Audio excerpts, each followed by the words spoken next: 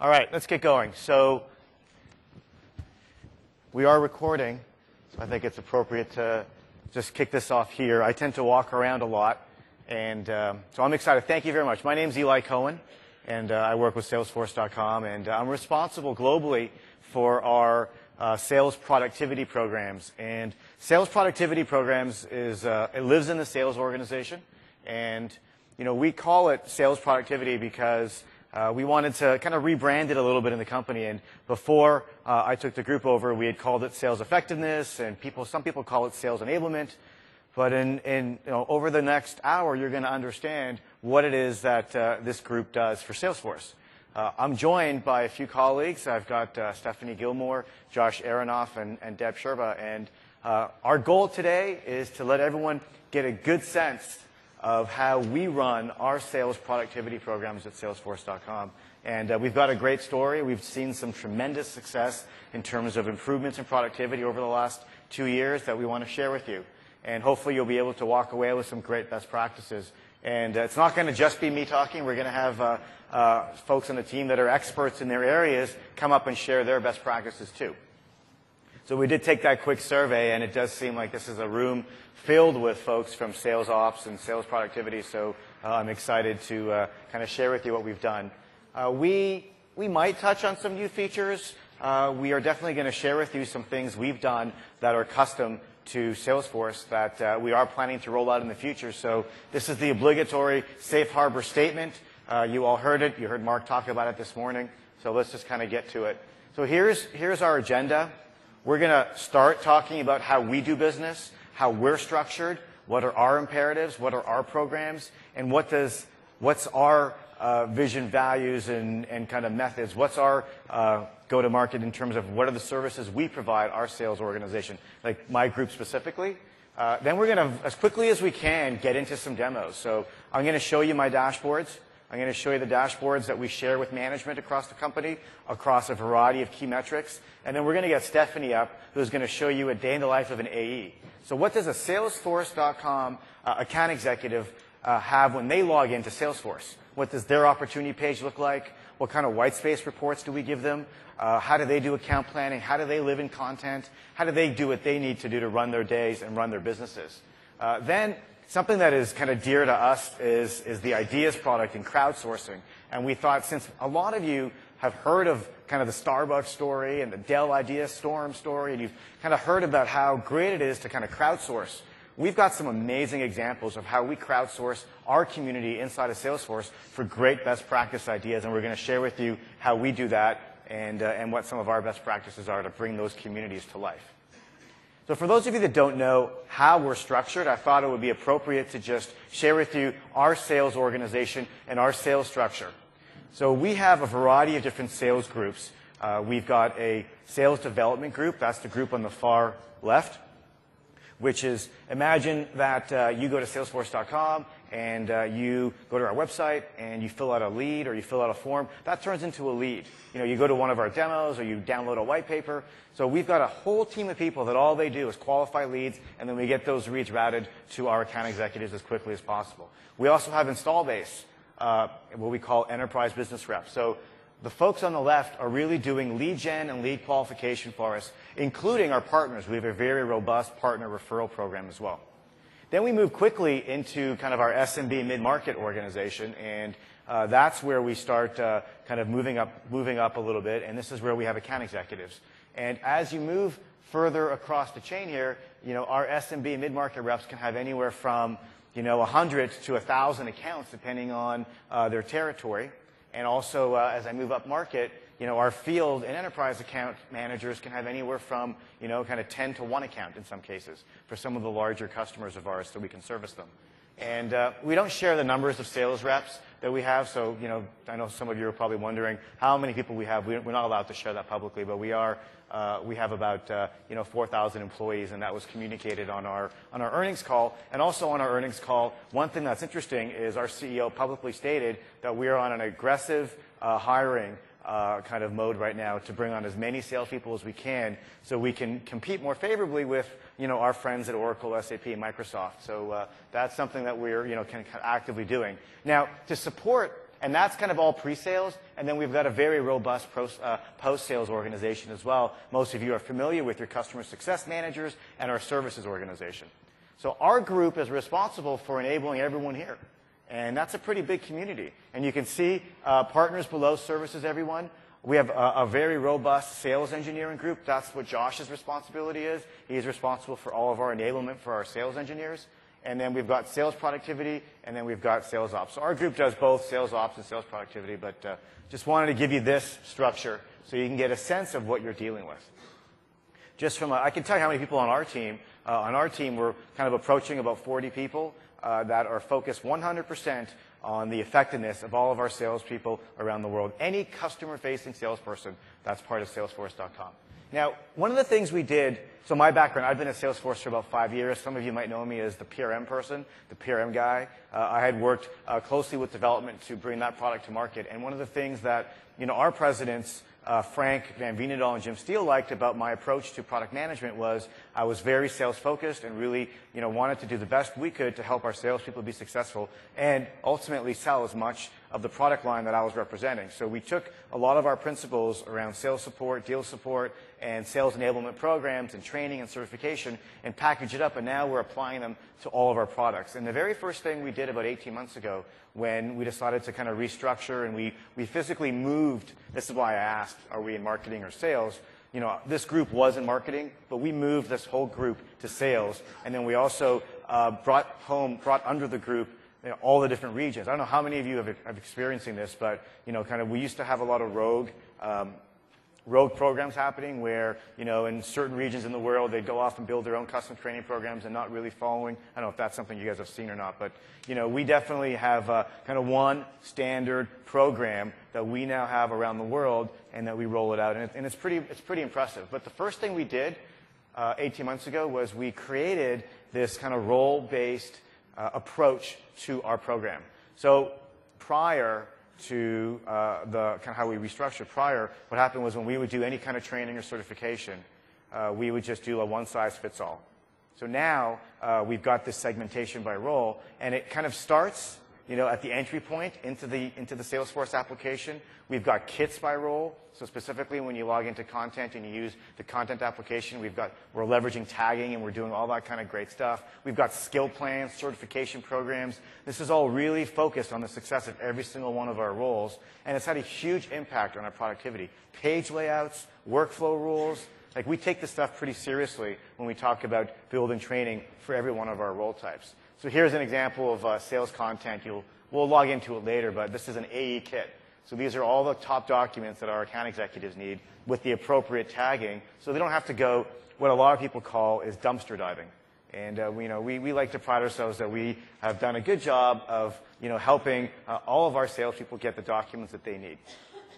Now you're probably asking yourselves, what are the top metrics? What are the top things, KPIs, that are critical to Salesforce.com and critical to Eli when he's kind of measuring his team and also measuring himself so that way we can continue to add value. And you can see here, these are, we're very focused on activity. We're very focused on pipeline that's created by our salespeople. We're very focused on win rates, close business. We're doing a lot of segmentation on industry sales, so we know exactly how we're doing by industry. We do all this by region.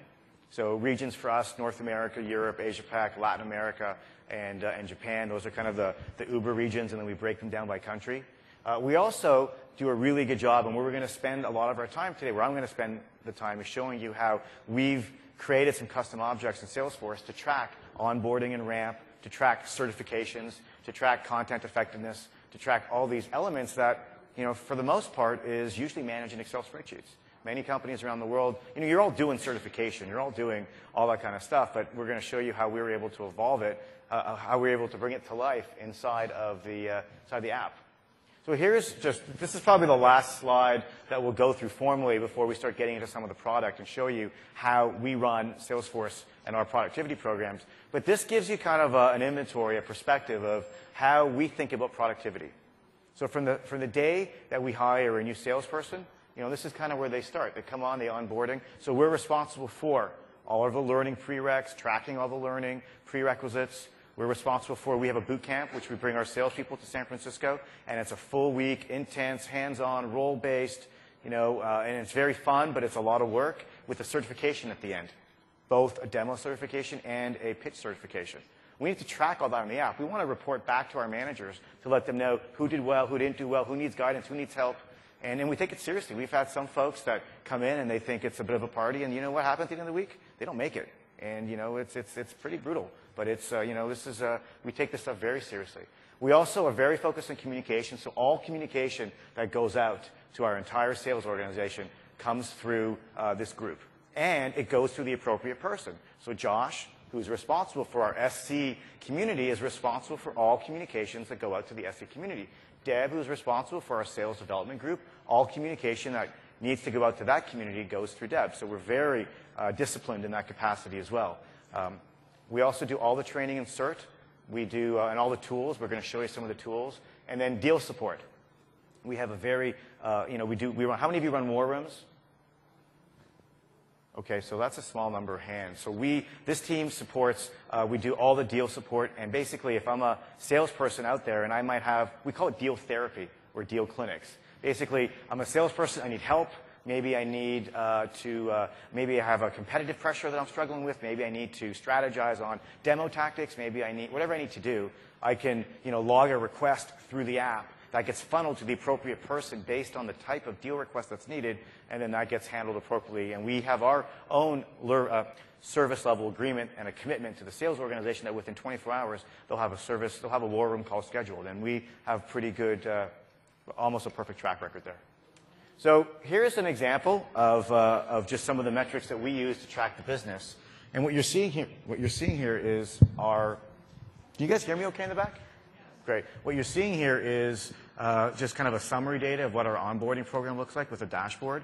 But rather than kind of continue in slides, what I'm going to do is just jump to the app. And here I am. So I'm logging in. This is live. I'm not showing you demo. I'm showing you how we run our business and how we're tracking all the key areas that are part of our program. So you can see here, I've got a global sales productivity folder. And inside of the folder, I got a ton of dashboards that we're using to track our business. But here's our dashboard for productivity for our onboarding program. So this is, I can see all the classes by month, how many folks we've had in the classes. I can see by role what the average score is. I can see who the top guns are. I can see the performance across a grade scale here, and then I can also drill down. It's pretty comprehensive. But what we do next is, and I'm going to show you how all this is built as well, but what we do next is we also track our onboarding. We run a 30, 60, 90-day program. So let me just go to one of these. So here's our 30, 60, 90-day program. And basically what we do here is after one of our salespeople joins the company, we create a community. The community then goes off, and the community then lives together for the next 90 days. We run a weekly seminar, but a week long.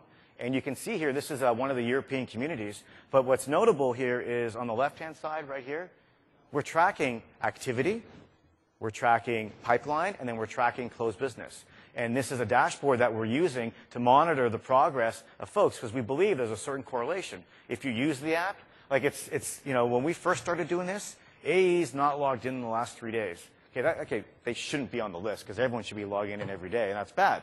But, it happens. But we track that. We know that if AEs are not logging activities, not logging tasks, and I say AE, I mean account executive, then they're not going to generate pipeline. If they're not generating pipeline, they're not going to be able to close business. And this is the dashboard that's specific to a community that we then publish weekly. It goes to the managers weekly. It goes to the AEs weekly. You don't want to be at the bottom of the list the second week when it happens. And, we've got a pretty robust curriculum that supports all this with weekly themes so we can reinforce usage. And, one of the key themes that we do support after we onboard one of our account executives is app usage, how to use the app, how to run email campaign, how to fill in the opportunity pages. And Steph's going to show you some of that stuff. Additionally, we also track our global certification program. So you remember today in the keynote, Mark talked about, he used the word chiclets, and he used the word real time, and he had this slide that showed the new cloud. So there was a sales cloud, the service cloud, the custom cloud, and then the new collaboration cloud. Well, that is a deck. The deck that Mark did today is basically our corporate first call deck. And we enforce that deck, and we want every single one of our salespeople to be able to give the deck, clearly no one is as good as a presenter as Mark. He's a fabulous presenter. But, there are certain expectations we have around delivery, pace, themes, the ability to tell a story, the ability to kind of walk the deck through without kind of turning every second or stumbling through it. Our AEs are required to know the deck.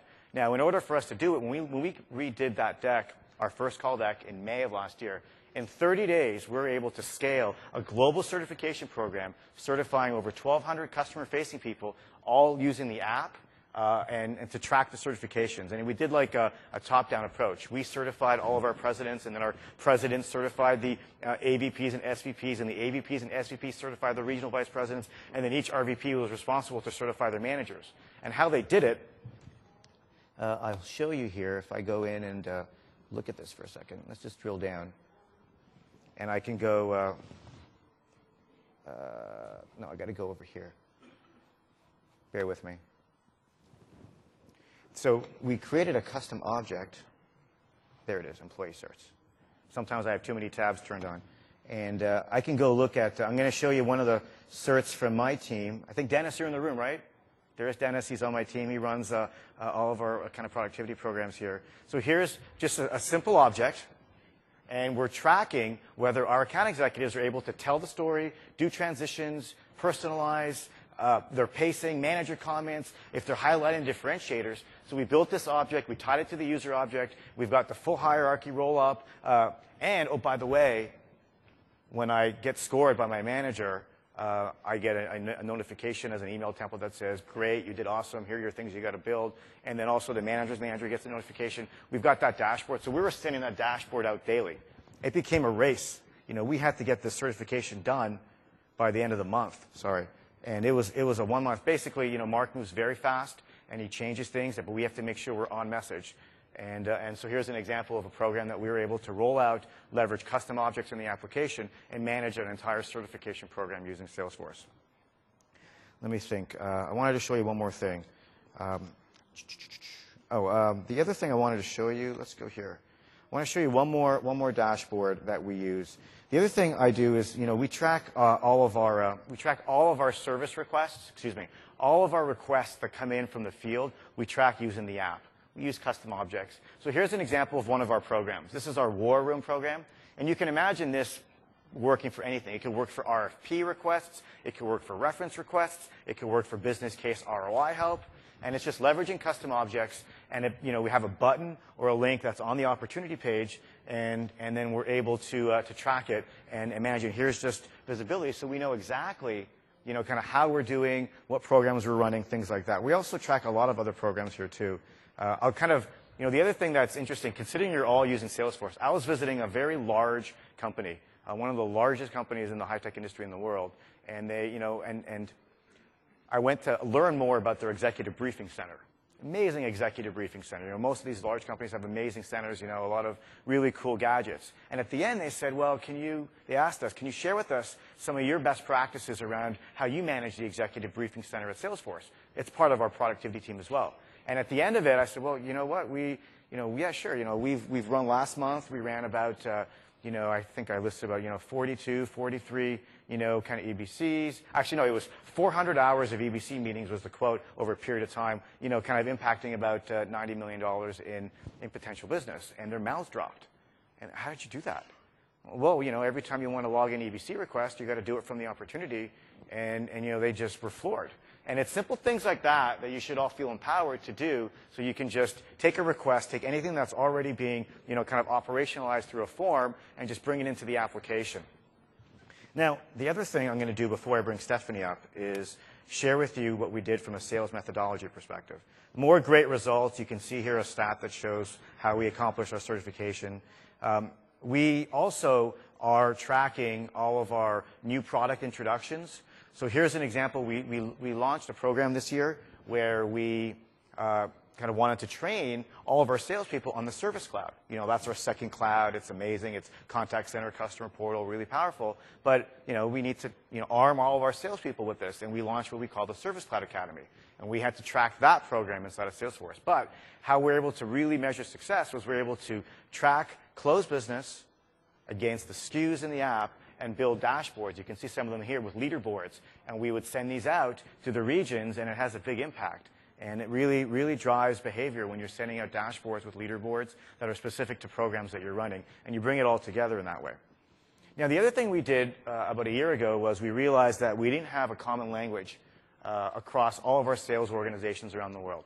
We didn't have the ability for our salespeople to speak and our managers to coach in a way that would help us be effective. So we did an evaluation. We looked at some, sales methodologies that were out there, and I've done it before a million times, and it scares me because, kind of grabbing a bunch of salespeople, put them in a room for 3 days to learn how to check boxes. I think it's important, and that's interesting, but I think what's more interesting, and this is my recommendation to all of you, was we went and talked to our top performers, and we looked at some of our bottom performers. We talked to our leaders that have been there for a while, and we came up with our own methodology. We came up with one that we called Success. Kind of cutesy. People remember it. It's got 7 steps to it. And we enforce the behavior here through coaching, through enforcement, and also through app usage. So we bring these specific fields to life in the app, in fields, and also in reports and dashboards. And you'll see them as Stephanie walks you through some of that when we do a day in the life. Just to give you some insights, seed and grow, users sell for you, compelling demos. If a salesperson loses a deal, and they haven't filled in the appropriate fields, and they haven't exhausted their ability to connect the dots or to use references as a way to help bring a deal across the finish line, or they haven't filled in our show them the money area and done an ROI business case to demonstrate the value of the cloud computing platform relative to our competitors, guess what? It's all in the app. You don't want to be on the receiving end of an email from Mark Benioff that says, what happened here? How come we didn't follow our success formula? It's very impactful. And I've seen those emails. More training required by you, Eli. Apparently, this person isn't following your formula. It's not really my formula, but that's how Mark speaks. The other thing we did was we launched this success formula at the beginning of the year. We had a global kickoff. We had our CEO, we had our presidents on stage walking through examples. And then we brought top AEs and SEs on board, on stage, and then they shared their success stories. Then we did all the deal wins and the deal training, all framed around this 7-step process. And we bring these fields to life also, in all these different elements. So, with that, I want to invite Stephanie up. Stephanie's been with Salesforce how long? Almost 9 years. Stephanie is our architect and admin for what we call our Salesforce org, or the 62 org we call it. You might hear us say 62 org just because it's a 62nd Salesforce org ever created, so we call it the 62 org. But she has been with us for a long time, so she's the person that helps bring to life all these great ideas we come up with and all these great ideas that our salespeople are asking for. And success is one of them, and I'm going to let you take it away and have fun. Thanks, Eli. So what we're going to do, I have no slides. I'm not a PowerPoint person. So I'm just going to jump right into the application, and we're going to show you some of the things that we've done. So let me just pull up the browser here. And the first thing that we wanted to show today were the new fields that we put on the opportunities. As Eli mentioned, the success formula was something that we had rolled out in February of this year. So we worked with Eli's team to figure out how we actually wanted to put that in the application. And so we did 2 things at the same time. Not only did we figure out what fields we want to put in the application, we also went in and cleaned up our layouts. And we pulled about 38 fields off the opportunity layouts for AEs. So it wasn't just putting, 15 new fields on the layout. We pulled a ton of other fields off the layout. So it really was pretty impactful when we turned this on for the sales organization. And those are just some of the fields that we put on. I just have test data in there that I threw in there. But just some of the fields that tie out. Right. This is a test opportunity. We wouldn't be showing our customers opportunity in this forum. Yep. And this is just mock data in here. But we are in a live site. So this is the actual opportunity page layout for our account executives in the field and enterprise space. Yes, but test data. So we put these fields in here, and as Eli mentions, this is something that our salespeople use, and it can be used when Eli does those war rooms as well, I would assume. Yes. You can tie out to these fields. So we're just constantly trying to drive reps to put everything in the application. Oh, yeah. I'll get an email where a rep will just kind of fill in information, write this whole long email. My reply is, why is this an email? Unacceptable. Just why isn't it in the app? Kind of put in the app and send me the link to the app. And you gotta be diligent and disciplined about it, and you gotta do that. Exactly. One of the other things that we've done, because we know our reps really work off of opportunities primarily, so we actually developed what we call a sales coach. And sales coach is role-based. So as Eli had mentioned, I think he showed the slide for content, which was role-based as well. Sales coach is role-based. And it's also opportunity stage-based. So when I'm a sales user, I basically just clicked on the sales coach button. This defaults for me based on my opportunity stage, the region that I'm in, and then we've got this broken out by the different market segments that we sell into. So very customized information that we want to give to our salespeople based on the stage that they're on the deal. And I can actually very easily go, and if I want to change this to stage 5, you'll see that the information, it was a quick refresh there, but it is different set of information that we give to the reps and different questions that they should be able to answer. And if we scroll down, you'll see that there's even more data down there. So the sales coach, this is great for new hires, clearly, because it gives them the guidance that they need to go from A to B and to be successful. It's also good for some veterans who kind of think they know it all, but they don't want to ask their manager. They don't want to appear like they don't really know the answers. You go here, you always have the latest stuff, and these links are hyperlinks to content, so it gives them a good pointer, and it's, again, trying to eliminate the dumpster diving approach to content. Yeah, so Yes. The question is, what is this? And basically what we did was we've heard from many customers that this is something that customers want. And we tend to be on the forefront of building features. And then our own development organization will look to this and to realize, oh, wow, that's really cool. Let's build into the base product. So this is now part of our roadmap. So it will be released as a base product feature sometime in the future. But in the interim, this sales coach object, which is effectively a custom object with some really cool Apex Visual Force UI experiences with columns that you can 100% customize to fit your business, will be available on the App Exchange before Christmas. So that's our Christmas gift to all of you. That way you can bring this to life inside your companies as well. We'll send a note out. We'll make sure that you're aware of it. You're welcome. And come up. We'll give you my business card so you can send us a reminder if you don't seem to find it. But it's custom objects, guys. This is leveraging the platform. Exactly.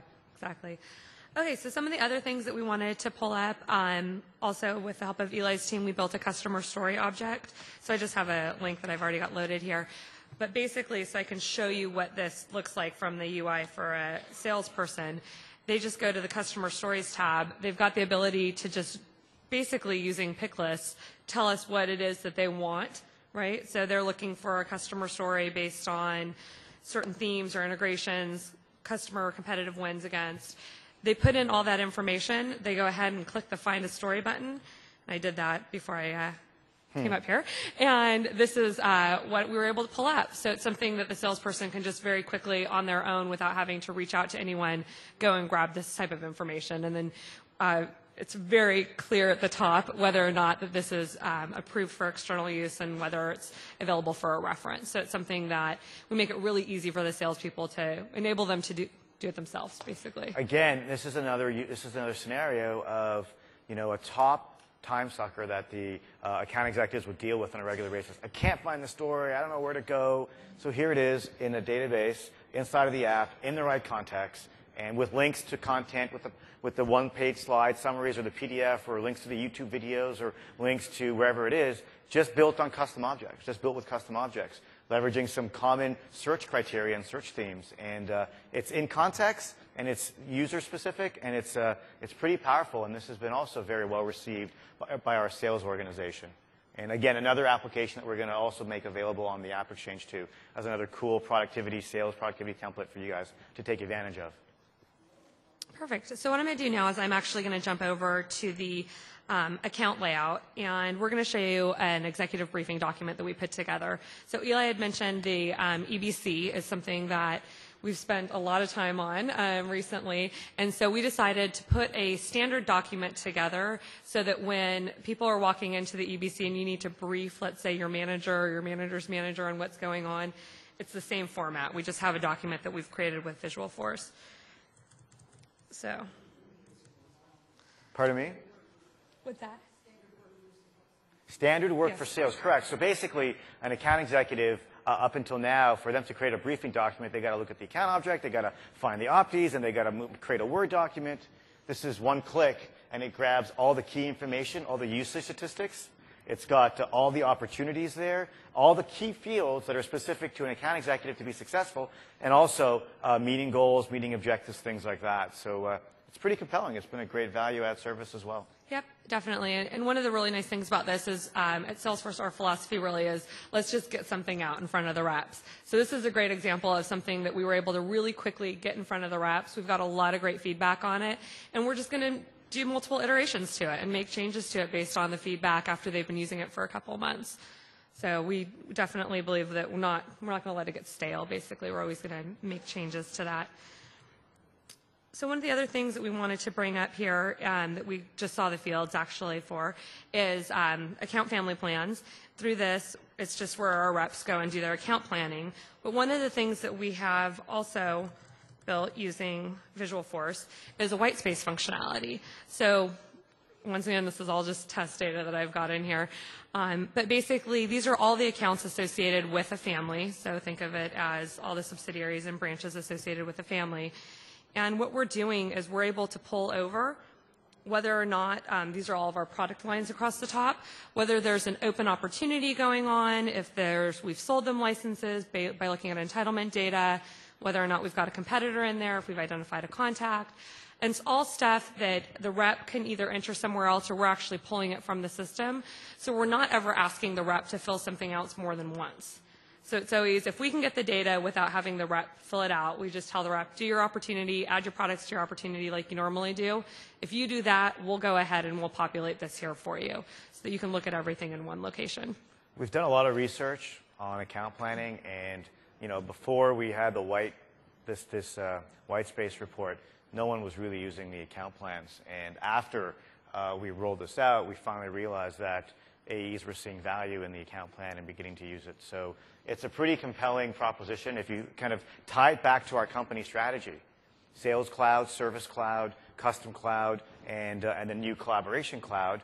Well, now we can drive our clouds, and then it kind of becomes, even take it a level deeper, Partner Portal, Customer Portal, Contact Center, and all these custom things that we can help you with be successful. This is how we can take a strategy that starts with our CEO, bring it down through our executives, have all of our managers who are the territory and sales managers then drive activity within our sales teams and down to the AE. And AE now knows, here's an account, it's one of my top priorities, where am I going to spend my time? I'm going to go and try and find certain people to talk to help understand the value of the contact center or the call center or whatever it is. So it's pretty compelling. Yep, definitely. Again, the question is this going to be available?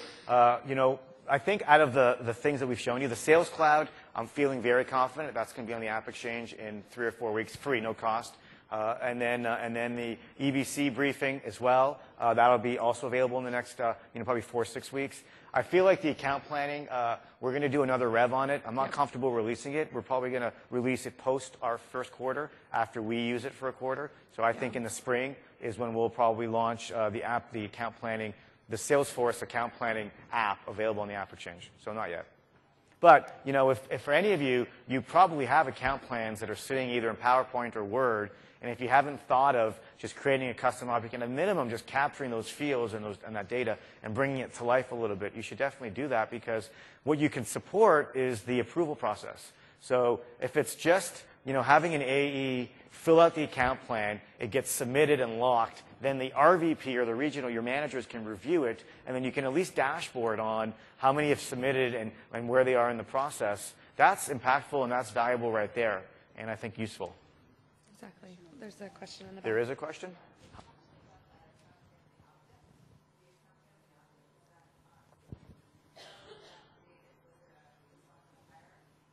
So the question is, how did we create the account family plan, the account family object? Yep. So basically, it's just a custom object, and then we have the account-related list to it. So from the account record, you can do a lookup to the account family. So we went in, on this one was App Store was my account family, and that's my custom object, and then I just have the accounts associated with it. And then we also have the concept of a planning team, which really works well if you've got like a global sales organization, you've got multiple people that you need to put associated with it.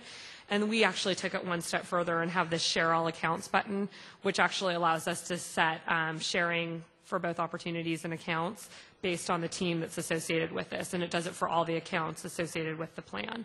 So we're really trying to just make this very user-friendly for the reps is what we're trying to do here. Another question. Hi there. Hi.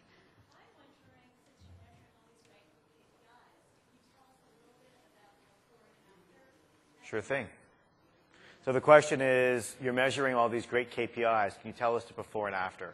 You know, for sure. So let me just kind of give you a specific example if I go here. Let me back up a moment. So we launched the Service Cloud Academy. Here is a slide summarizing our results. And you can see that we compared the activity. Well, here this slide shows total open pipeline and new business. So the before and after is very clear here. We saw an increase in total open pipeline for a certain region compared to the rest of the community of salespeople, increased by 93%, and then new business increased by 84%. So we can run, kind of sample groups. So we'll roll out training for a region, test it for a month, see the impact to the business, fine-tune it, and then we'll roll it out to the next region. And that way, we're always comparing that group to a baseline, and the baseline is the rest of the world. How's the rest of the world doing without the training compared to how's this group of the world doing with the training? And, so that's one example. And then another example is just our onboarding. We saw after we kind of started measuring the onboarding through the app, we're able to see huge improvements in activity. Like the 50% increase in activity is before and after. Before we created that dashboard that showed emails, activities by AE in the first 90 days, to this, we then saw a huge improvement in activity. So those are just some examples. I'm not diving into our forecast and our actual closed business dashboards. That information is a little bit just confidential, and I can't share it in this context. But I thought these metrics, even now that I see the audience, is probably very relevant because they're very program-based. Steph, was there anything else you wanted to go through? Let's just take a look at this slide, the one slide we've got here. I think that was good. Sales coach, you're going to show them some content here. I'm going to show some content. We went through account planning. Some of the other things that we've done this year, we did territory planning, which is very similar to account planning. It's something that we're looking at rolling out to our reps early next year. We've got the executive briefing program, customer stories, quoting we didn't show today. That could be a whole separate session pretty much. But we have built quoting internally. So I think that's good if you want to go ahead and show them content. That's great. Let me... I was going to. So the question is, can you speak to the competitive deal alerts? So two things. First, the items in red here are the ones that the ones that Stephanie walked through. I'm going to show content for a minute. But what we have is we have a field. We have a number of fields on the opportunity that relate to competitor. So we've got a field that is who the competitor is. So the moment an account executive goes and checks the Microsoft box or the SAP box, they get an email with links. And a number of people get notified, and pretty much the cavalry comes in, and it's like, we're here to help. How can we help you, and what tools do you need? Anytime an account executive flips the switch on a deal and says behind competition, that triggers a whole set of alerts and email alerts as well. Account executive gets a note, do you want a war room call scheduled? Let us know. And then it also adds a bunch of other people onto the team, and then onto that email, and then also to that email alert. And then we also have losses. Anytime there's a loss to a competitor, that also, those alerts go out to the appropriate people so we can take action. So we're on top of the business. And if we didn't have all these alerts, we wouldn't be able to be on top of the competitor, because it's all about real time. It's all about knowing what's going on today, so that way we can react accordingly. The content application, I want to just show it to you quickly before we jump into the crowdsourcing element. So we live in content. We have a lot of all of our sales tools live here. And we have a lot of folders. And our content application is used across the entire company. So it truly is an intranet for us. And for those of you that haven't seen this, content is great because it really starts leveraging the Web 2.0 nature of the world. But I can see here popular tags. I can see here recent activity. You can see that I'm a constant contributor. Eli Cohen here is a constant contributor to Most Active. Philip Cleary in Europe is a contributor. And a few folks, Elliot Moore. These are Dennis Jeske. Good to see you up there, Dennis. But if I go do a search, I'm going to go, okay, let me go find, I did a meeting earlier today with a prospect, and I had to go find the PRM first call deck. And so I can just go do a quick search here. And then as a salesperson, I get a list of items, and there's the first call. Great, comes up pretty quick. And I could have gone through the sales coach, but my goal here is to just give everyone visibility to this. I can rate this, thumbs up or thumbs down. I can subscribe to this, which is really cool. Anytime there's a change to this, I get notified because maybe I have a lot of good accounts in my territory that I need this document for. I also, and this is the real power, I've got all these tags here, but the real power is, as a salesperson, I don't need to wait to download. I can just flip through it. This is great, love it, perfect, got it, need it. And then I can look at comments, and I can look at download history, and I can look at the subscribers. So comments are great. So you got peer-to-peer evaluation. For us, in the sales productivity team and for marketing, it's very effective. We run weekly emails that go out to our product marketing group that basically shows top downloaded documents, documents that aren't being downloaded at all, good ratings. Anytime we have a content librarian, so anytime comments are submitted on documents, whether they're pro or con, we're making sure we're taking action on them. So this isn't a static library. This is a library that really is alive. And it's alive because we've got the appropriate resources focused on it. We're measuring the success, and we're also our AEs and our SCs and all of our sales community live in here too, and they are rating it themselves, so we know exactly what the most popular documents are and which ones are not. So that really kind of opens up the conversation to community. And I'd asked Deb and Josh to join us because I think what they've done with their communities is amazing because they're really doing, they're great examples, and I think the world of sales productivity lacks some really good examples of how we take crowdsourcing, which is a concept that we read about in the New York Times. There's some great authors that have great books, and you hear about it, but here's an example of how Josh brought it to life in a very recent engagement that he's run with his community, and I wanted Josh to do it. So Josh has been with Salesforce how long? Just over 9 years. Over 9 years. You've been in services, you've been Services, in product marketing, and I was actually hired to support the API. It was this new concept back then. We were New still in concept. XML RPC. Well, great. Well, why don't you tell us about your community and how it's going? Great. So for those of you who don't know, SE, we refer to SEs as sales engineers. Does anybody have a technical sales group in their companies? Okay. Now we can unite a little bit. So we have a technical sales group, and that's the group that me and my team support. And one of the things that we wanted to talk about today was the concept of our SE Summit. So the SE Summit is actually something that we hold yearly, and it's before Dreamforce. So I'm going to flip over here. There you go. And the SE Summit is comprised of 2 days. So we have just about 2 full days of content, and we have a foundation event, of course, because that's part of our model. So when we're going through this, we actually got to choose, how do we want to structure this? How do we want to structure the summit? What we decided was that we're going to have 8 general sessions and over 24 unique breakout sessions. How do we go about figuring out what people want to see? We could go hire a company and say, here's what we're going to give people, or we could let the SEs tell us what they wanted to see, and that's what we did. And we did that by using ideas. So what you can see here, this is an example of how we used ideas to let SEs submit ideas for what they wanted to see in their unique breakout sessions, and then give them the ability to vote on it. And as you can see, as I scroll down, we got over 750 points for how to use advanced charting features. And as I go down, you'll see things for answers and competitive sessions. So we let them choose what they want to see, and we built the content specifically for them. And we didn't just build it ourselves. I took the people that actually submitted these ideas and got them involved and had them start building the content. So I get this straight. You had them submit the ideas. Oh, yeah. They submitted. And they voted on them. And they then voted. The people that submitted the ideas have to build the decks. You can't get off that easy. If you submit that idea, you better be ready to step up and take ownership for it. That's awesome. And so we pulled in, obviously, our product team. We pulled in the product marketing team. We all got together, and we had a great time building all this stuff out. The other thing, because we are a creative bunch, is we didn't just want to stop with building sessions. We wanted to give the idea of creating this and making the session our own. So we let people build logos. And this year's theme was a game theme.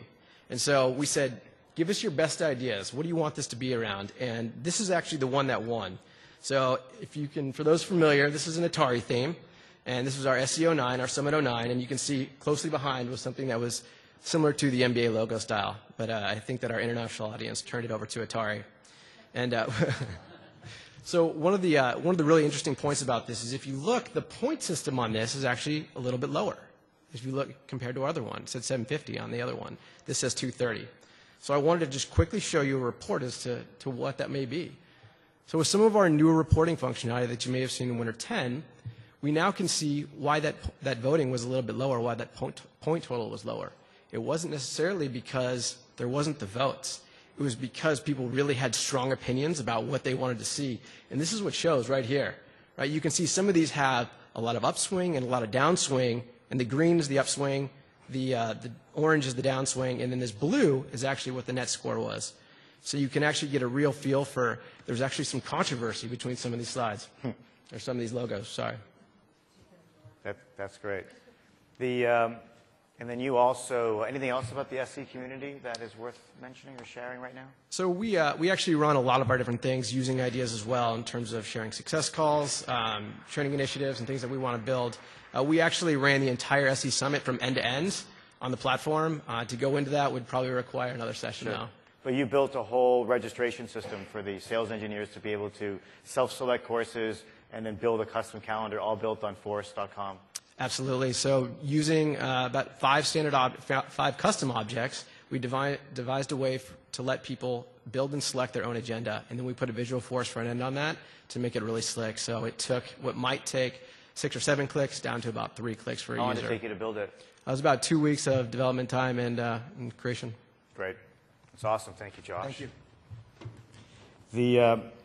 The other area I wanted to focus on is give you kind of, that's the technical side and really good use of ideas in the context of our technical sales engineers. Deb manages our SR and EBR community, which is our install base, outreach, and our lead qualification teams. And she's got her own story to share. So, Deb, how long have you been at Salesforce? Yes. How long have you been at Salesforce? I have been at Salesforce for a year and a half, so Great. I'm the young one of the group. And I'm very excited to look after our sales development community. How many people in the audience have a sales development or lead generation group? Yeah, most of you do. So we have a very, we call it the secret sauce of our company. They're quite a big group globally. We have 2 different roles. We have the SR role, which is we call a sales rep, and they take all inbound leads and convert. And the EBRs is the second role. They're called enterprise business rep, and they go outbound and do all the prospecting. Our main goal every day coming into work is to fill up the pipeline for the account executive, and that's what we do. And each of those heads actually create a couple of $1 million per head annually. So they're a very good group. We're all about spreading the word. You know, once we have a conversation, as all of you know, once we have a conversation with the company, they start using the system and then they get, kind of hooked to it. That has a huge ripple effect inside of the ability for us to access more business and to really be successful. So you're also using ideas, aren't you? Yes, and that's what I was just going to tell you. A very quick story about how this community uses ideas. They're a very young community. They're usually right out of college. And they are promoted from the SR to the EBR role and then to an AE role. They're really our future sales leaders of the company. But how they use ideas, which I find very interesting, in fact, they use it on a daily basis. They use it to promote contests, spiffs, changes to processes, improvements, all sorts of things. And like I said, they have contests to see which are the best ideas, and they really do share their best practices. But as me being responsible for their onboarding and boot camp and sales productivity, one of the things that we did as a result of their ideas is they had one of their sections on how to be more productive in your role. So they came up with, I don't know, something like 75 or 80 different ideas about how to be productive. So we took those best ideas, sat down with the reps, interviewed them, and we actually built out a training module. And it's called How to Be a Distinguished EBR. And it's recorded, and we have it on content so that now when I onboard all of my newbies, that's a recording, a training module that is come right from them. Not me telling them what the best ideas should be to do their job, not a consultant coming in and saying, this is how you should do their job. This is our top performers telling our newbies how to do their job. So I thought it was a really interesting story about how they used ideas. No, that's excellent. Thank you. I appreciate that. I really wanted the crowdsourcing element to be part of this kind of communication to all you because it's easy to get started. You're able to turn on ideas. It's included in your licenses. You just need to think about the moderation element, and that's kind of a key theme here. You've got Josh, who is passionate about his SC community, and he's the one, and his team are the ones that are moderating, you know, what's going on, just making sure that it's all going the right way. They're collecting the feedback and then taking action on it. Same with Deb. Deb is moderating that community and taking action from it as well. So before we finish up, I wanted to just share with you, you know, a few just kind of lessons, some of the things we've learned, and then we'll open it up to Q&A. You know, when you saw Steph, when she logged into the opportunity page, and, you know, it was a pretty clean page. The number of fields was, there weren't a lot of fields. It didn't go really long. So less is more. I think you really got to take that away with you.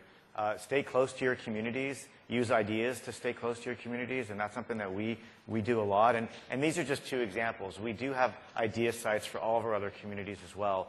And they're all, you know, different levels of success.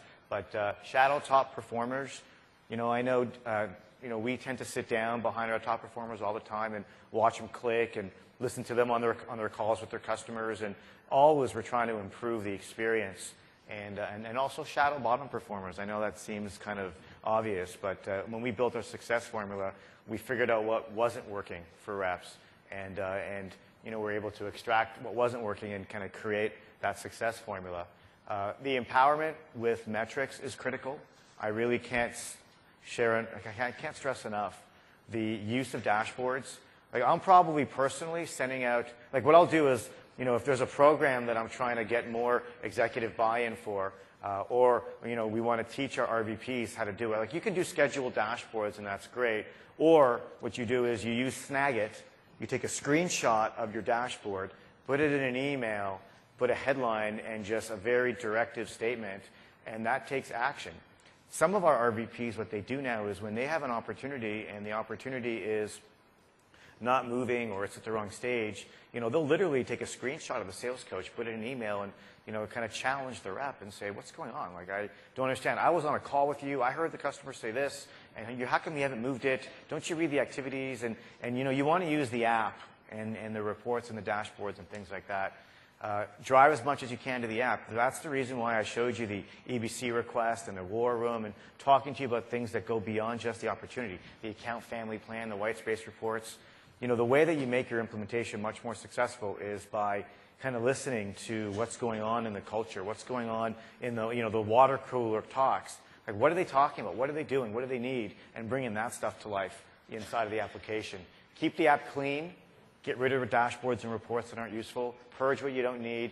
And, you know, the competitive alerts is a great example of how you can use workflow to drive support and enablement. And that winds down the presentation. I want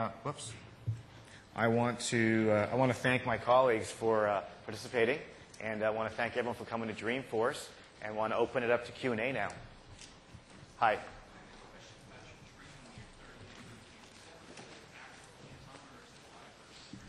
So the question is, what's your 30-day training bootcamp like? And we do the first 1 week is prerequisites, so it's self-paced learning. 1 week is they come to we do a classroom seminar, you know, kind of hands-on, and that's role-based. And then we actually have a 60 or a 90-day program where it's 4 weeks, and every week is a webinar.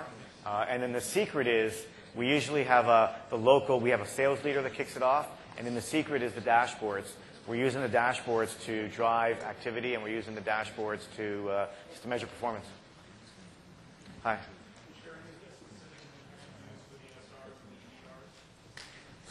Sure. So the question is, what kind of metrics do you use to track performance of the SRs and EBRs? So again, the SRs are our lead qualification team, and the EBRs are our lead generation team through install base kind of activity. The SRs are measuring conversion rate. So the conversion rate is a simple calculation based on converting leads to opportunities. And then the EBRs are measuring the number of stage 2 opportunities that are created.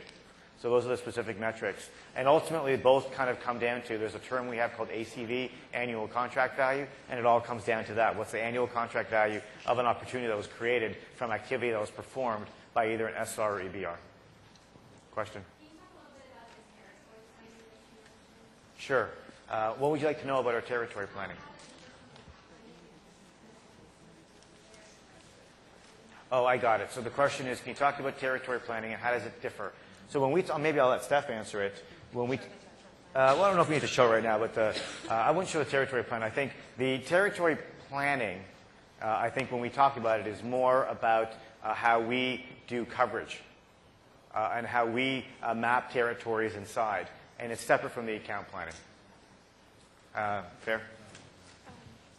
Kind of. So basically, it's territory planning is a way for a rep to define what their patch is, identify the partners and the references in their patch, to look at the top deals that are going on in their territory right now. So it's not specific to an individual account. It looks at it at a higher level, and then we tie it out to the way that the reps go in and actually rate or tier their accounts. And we have a white space tab through territory plans as well. So they can go in and, let's say our methodology would be that a rep should have maybe 10 tier 1 accounts that they're selling direct into. Then the white space would show what's going on for their 10 tier 1 accounts. So there's two territory planning. I think in our vernacular there's the territory planning. That's kind of the standard feature in Salesforce where you can create a territory and add reps and accounts in it, and that's kind of one element. That's where I thought you were going. And then we did build a custom territory planning tool that basically, think of it as this way. There's the territory, which is like an Uber object, and then that has a number of accounts and opportunities in it and a strategy.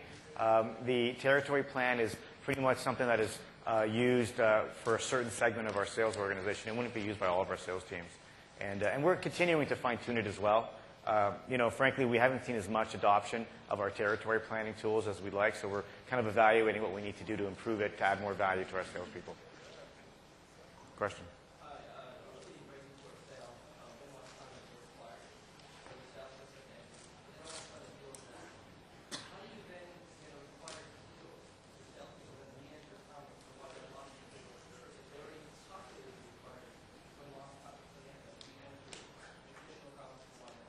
So the question is, win-loss comments, if someone fills it in and then they lose the deal, how does it, it's a new field.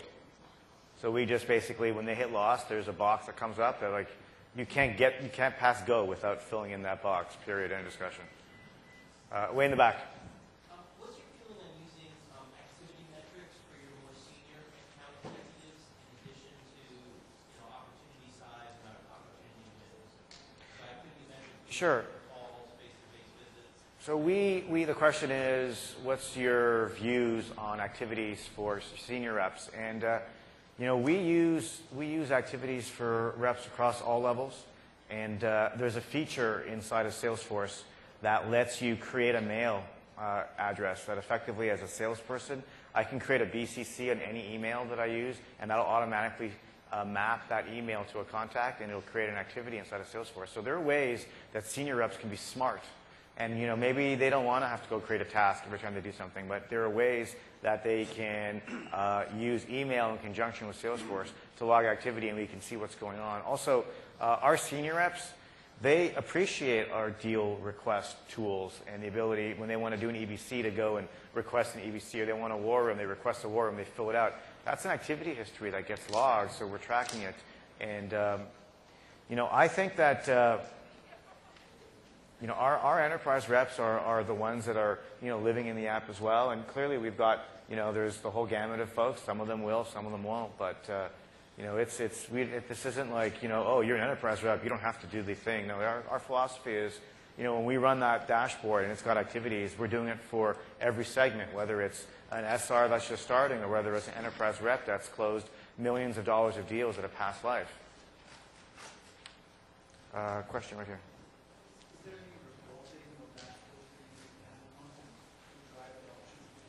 There is. So there definitely. So the question is, what kind of reports and dashboards do you use for content? So we've got dashboarding that we use to know exactly what documents are being used, which ones are being subscribed to, which ones have high ratings, which ones don't. So that's important. We also have dashboards that show that we share with product marketing, so they can, like our number one document downloaded across our sales organization is our price list. Our number 2 document is our pricing guidance. Our number 3 is our first call deck. and then there's a huge drop-off. And I can see that trend, and I know exactly which documents are being used. And we also use the reporting element, so that way we can track documents that are set to expire, and also documents that haven't been used for a long time. That's an important thing. We like to keep things clean and get stuff out of the app. And then with the new content delivery function, we can also report on that too. So there's some cool stuff that we do. I think there was a question here first. Yes.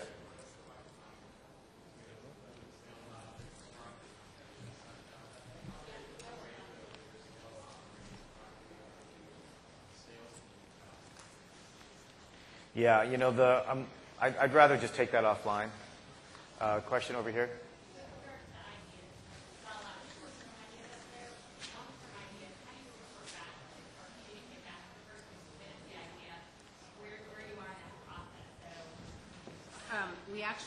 We have dashboards. And so the dashboards are available to all, say, the SR and EBRs, and it will show the top ideas and what we've done about them and what ones we've changed. Listen, that's it for time. Thank you very much. Thank you, everyone. And we're here if you have more questions or you want my business card or our business cards.